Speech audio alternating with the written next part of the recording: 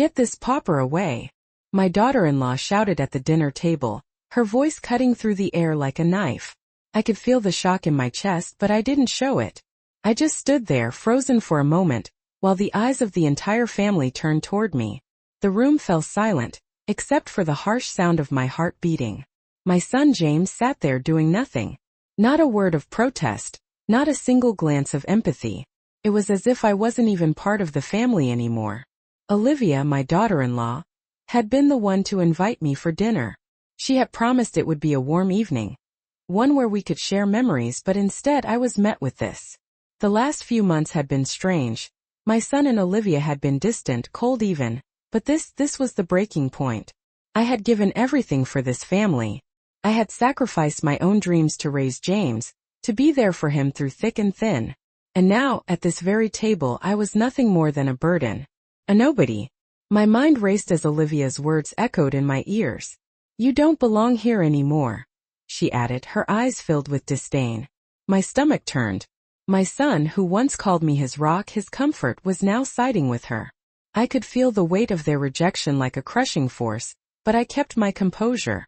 I simply nodded, gathering my things slowly, my hands shaking. I had been strong for so long, but this was different. I had to leave, but I wasn't leaving empty-handed. I wasn't going to let them take everything from me without a fight. As I walked out the door, I could hear the faint murmur of voices behind me, but I didn't look back. I knew then that things were never going to be the same again. The silence that followed me as I drove away was deafening. But I had made my decision. I wasn't going to beg for a place in their lives anymore. I wasn't going to be the one they discarded like an old piece of furniture. The following morning I went to the bank, determined to find out exactly what was mine. I knew I had rights. I had worked hard for everything I had, and no one, not even my own flesh and blood, was going to take it away from me. The drive to the bank felt longer than usual, each mile stretching out as I thought about everything that had happened. I hadn't expected things to escalate so quickly, but there it was. Olivia's words still ringing in my ears. "Get this pauper away." My hands tightened around the steering wheel, but I didn't shed a tear. I couldn't afford to. I couldn't afford to break down now. Not when I was so close to finding the truth. I pulled into the bank parking lot, my heart pounding not from fear, but from the anticipation of what was to come. I walked into the bank with purpose, the familiar smell of coffee and polished wood greeting me as I passed the glass doors.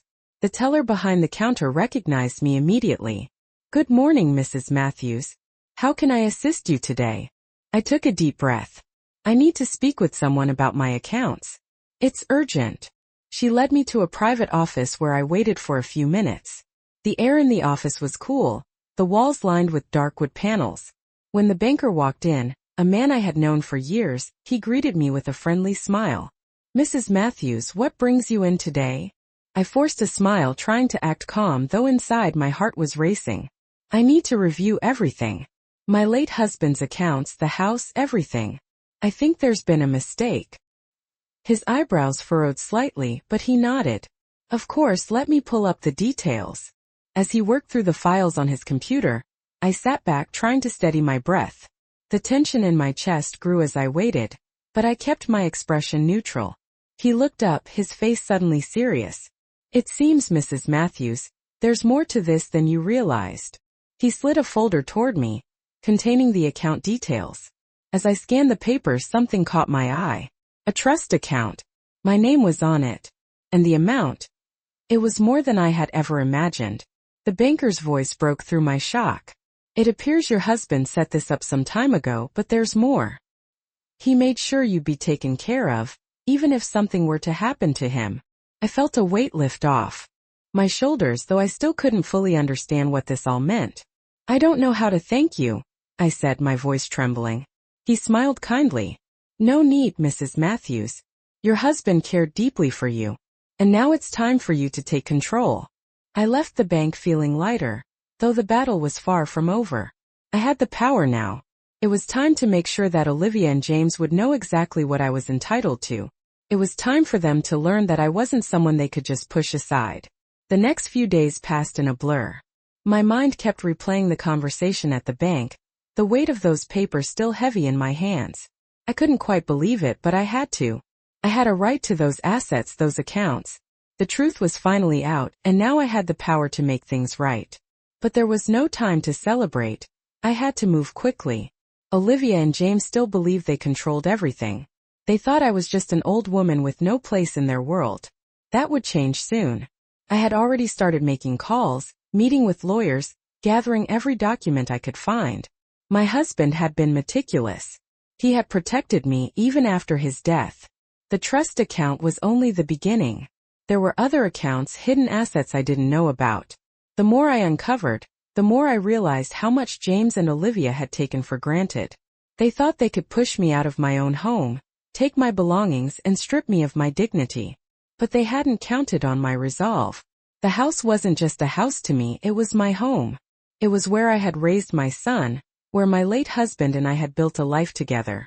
I wasn't going to let them take that from me. As I sat in the quiet of my living room, looking at the framed photos of James as a child, I felt a pang of sadness. He had been my whole world.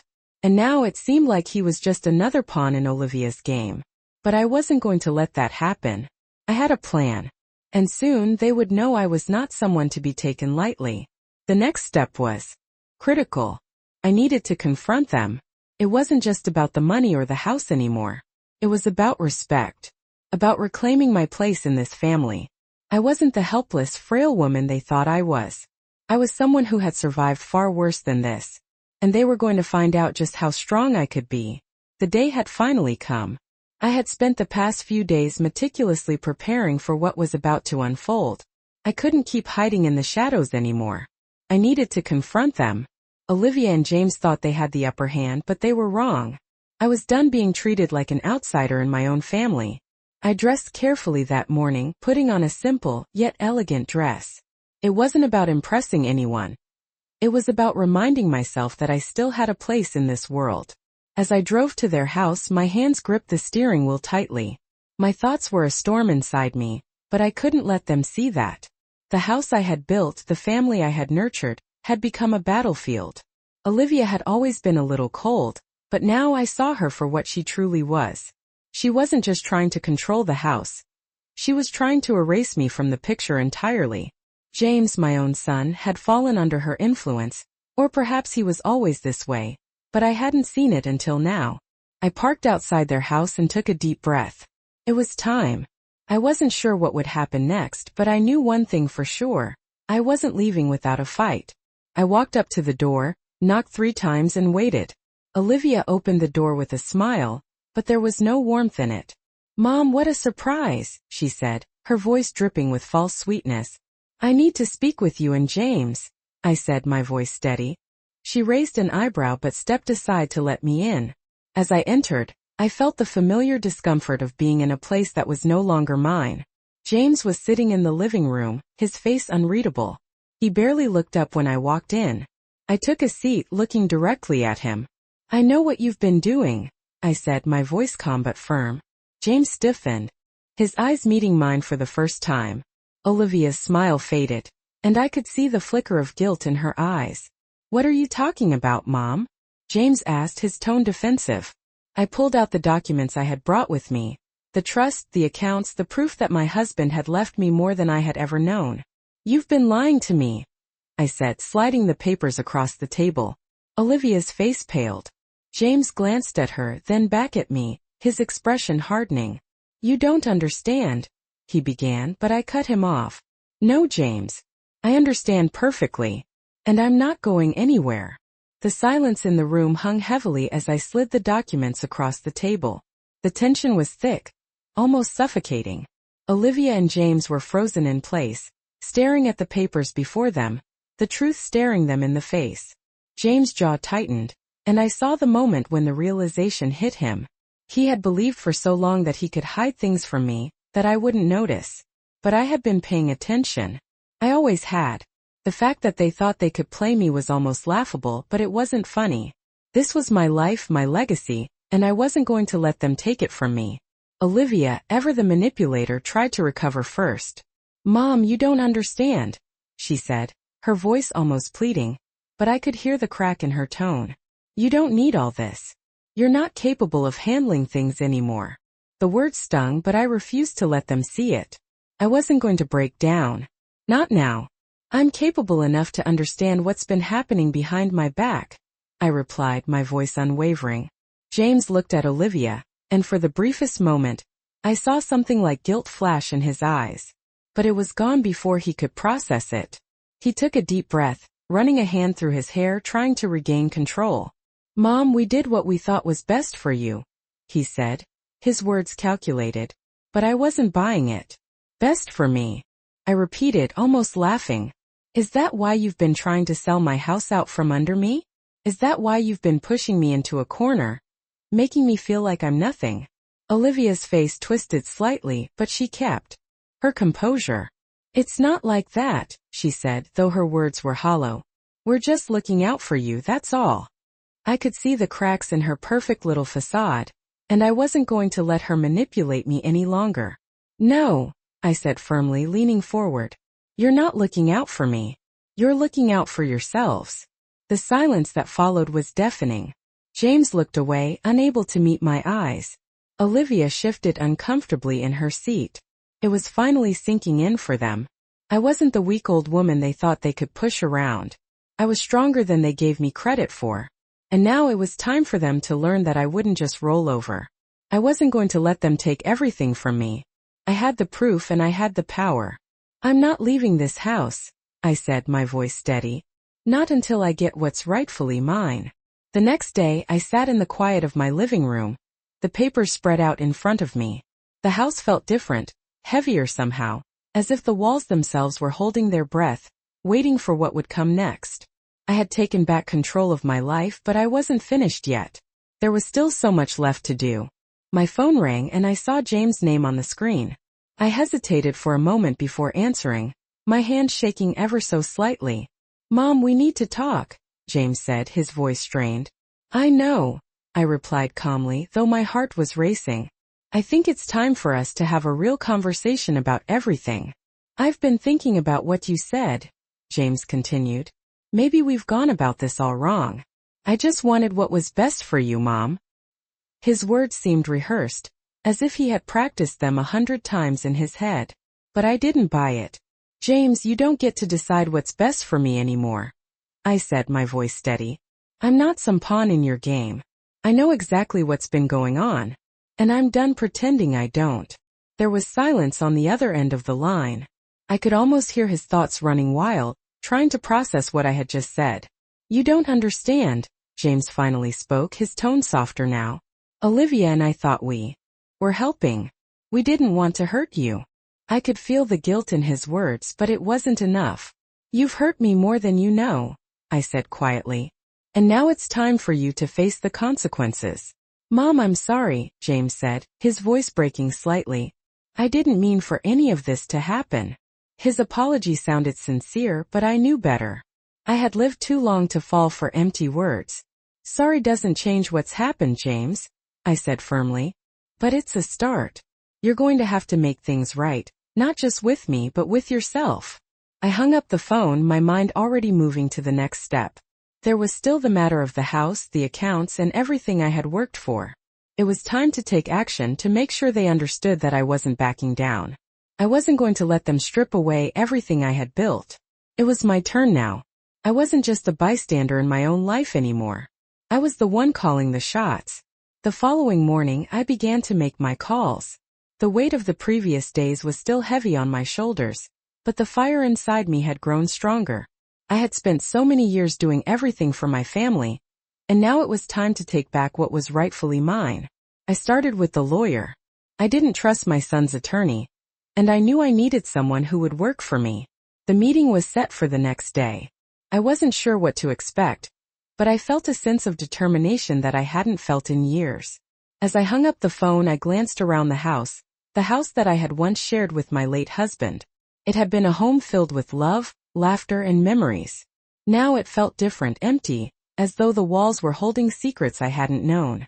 I thought about James and Olivia, how they had tried to take it all from me, but they didn't realize that I was still in control. I had a right to this home, to the legacy I had built. I wasn't going to let them destroy it. I wasn't going to let them destroy me. The lawyer's office was quiet, almost too quiet, as I sat across from him.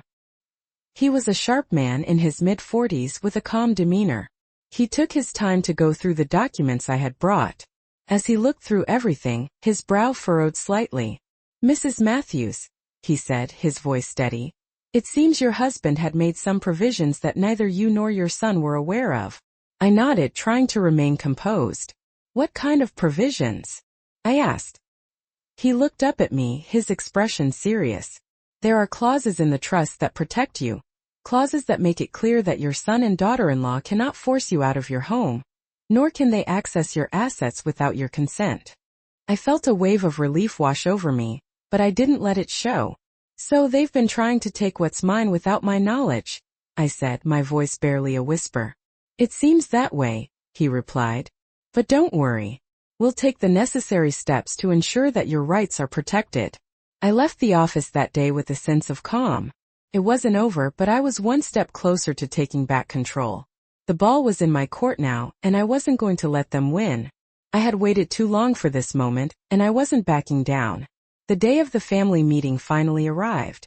I had prepared myself for what was to come, but no matter how much I had steeled myself, I knew this wouldn't be easy. Olivia and James still didn't know what I had uncovered, and I wasn't going to give them any clues. I dressed carefully in a dark, conservative outfit. It was more than just a meeting. It was a turning point. I needed to show them that I was still in control, that I wasn't the weak woman they thought they could manipulate. As I arrived at the meeting place, I could feel the tension in the air, thick and heavy. James greeted me with a forced smile, and Olivia stood behind him, her posture stiff. She wasn't going to back down, I knew that. But neither was I. I sat down, my back straight, and placed the documents on the table in front of them. The lawyer was already there, sitting quietly, waiting for the storm that was about to hit. "I'm sure you're both wondering why we're here today," I said, my voice calm but firm. Olivia's eyes narrowed. "We know why we're here," she said, her voice laced with irritation. "This is about the house, isn't it?" I didn't answer her immediately. I wanted her to stew in her words, to feel the weight of what was about to come.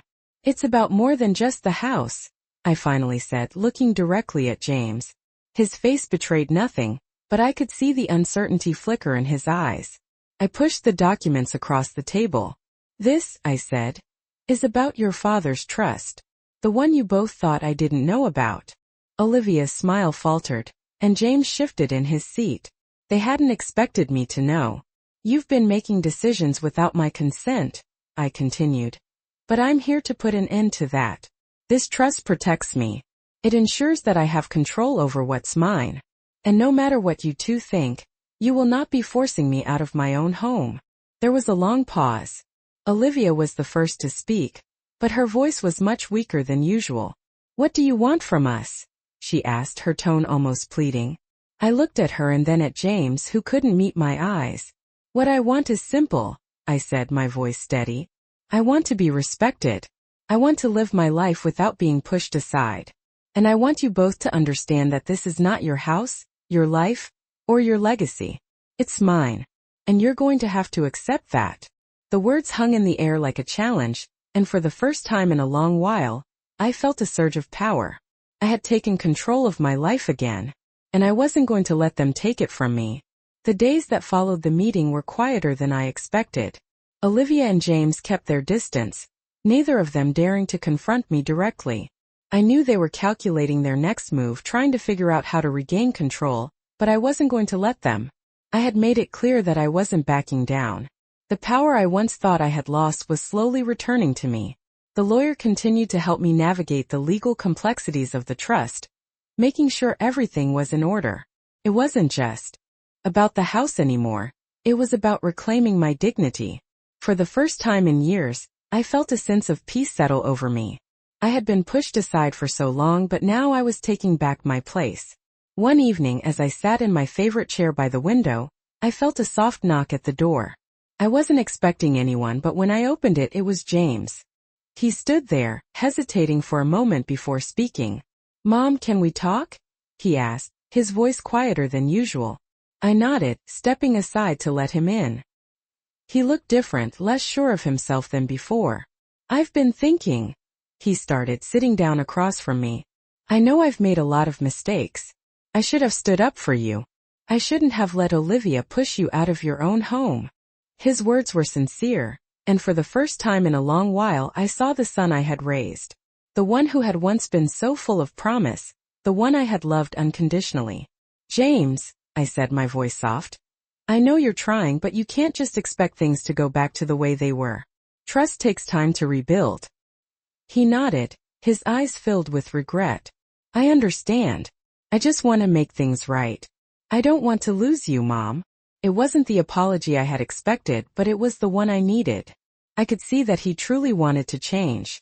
That night we sat together, talking for hours, reminiscing about the past, and sharing our hopes for the future. It wasn't perfect, but it was a start. Olivia, too, came to me later, though her apology was more guarded, more defensive. But it was an apology, and I chose to accept it, knowing that forgiveness was a process.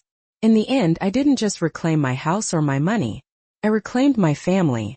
It wouldn't be easy, and the road ahead would be long, but I knew that I had the strength to navigate it. I wasn't just a bystander in my own life anymore.